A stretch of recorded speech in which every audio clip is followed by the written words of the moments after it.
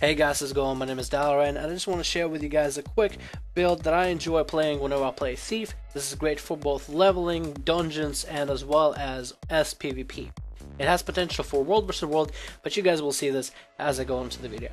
I'm not going to beat around the bush, and I'm just going to let you guys know what this build does. I don't want to go into semantics, into too much details, because I feel like those Guild Wars videos are just way too long. So these are my traits. I use them for both on my character as well as SPvP scenarios. I get 20 into Shadow Arts, and in Shadow Arts I grab Shadow's Embrace and Shadowy Protector. For Acrobatics I go 30 to grab Vigorous Recovery, Hard to Catch, and Assassin's Retreat. For Trickery I go into Flanking Strikes and Uncatchable. So what am I getting out of this build? First of all, whenever I stealth up, which is really the only way I do it is through Cloak and Dagger. Because you're not going to be grabbing a hide in shadows for your heal, you're going to be grabbing something else. But Cloak and Dagger, it can be used as a utility, not for attack, but to escape your enemy, or to finish off an enemy, or to help an ally. Since you're going to be a lot of initiative from so many points into Trickery, you're going to be able to use Cloak and Dagger plenty often. It's going to be more available, more viable, more open for you.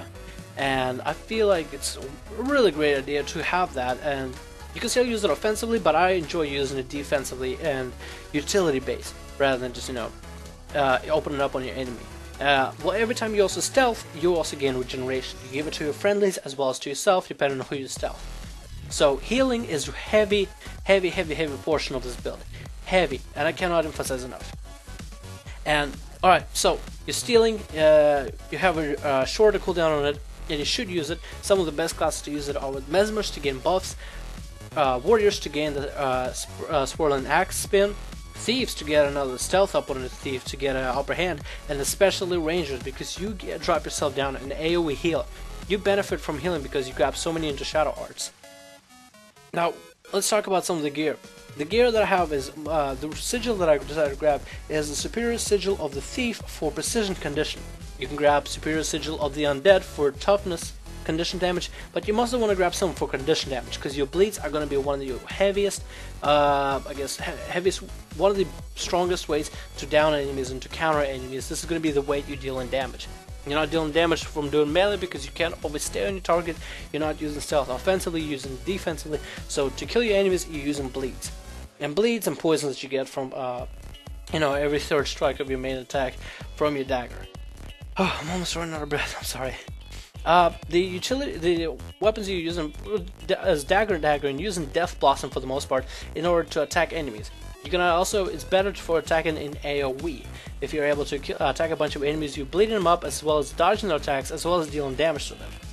And Heartseeker you're going to use not often, but only really to finish off your enemy if they're running away or they're running, trying to get a better position. You're just not allowing them. You're able to chase them as well as kill them pretty quick. And then you can use Cloak and Dagger to stealth yourself and then finish them off right there. For your heal, you can use Signet of Malice, and that works well with your Acrobatics Assassin Retreat. Basically is, you heal whenever you deal damage, and you heal whenever you spend initiative. And because you have Trickery as much as you do, you have a lot of initiative to use. So you're healing all the time. You're benefiting from being in combat. You're benefiting from being, in a team fight especially, because the more people you have, the more healing you got. Let's say you have a Necromancer rolling at you with 3 pets, and you get them, right next to you. You're using Death Blossom to bleed them all up, let them all slowly start down, but you also heal yourself because there's a lot of them around you. For utilities, you want to grab Shadow Step and Shadow Refuge. Last one is I grab Infiltrated Signet, just because to get more initiative from time to time, but that's really the only reason why I grab it. You can choose it for whatever, but Shadow Step and Shadow Refuge, gotta know how to use them, you gotta practice them, gotta really figure out how to use them right. Now, I use Dagger Storm just because I'm able to really reinforce myself, dealing damage, non-ability to be crowd controlled by enemies, as well as I can use it in a big team fight to really bleed and really damage all the massive targets around me. I feel like it's kind of like a big FU button to all the other classes that are trying to kill you, because you're healing yourself because you're dealing damage. Don't really need to say more. So here we go, guys. Here's my build. It's focused on condition damage, so you gotta bleed up your enemies often and a lot. You gotta stay in combat in order to heal, so here's that incentive. You have a lot of passes to work with, so you gotta really use your 1 through 5 and utility abilities carefully. This has been Dalaran. Hope you guys enjoyed the video. I'll see you guys in the next video.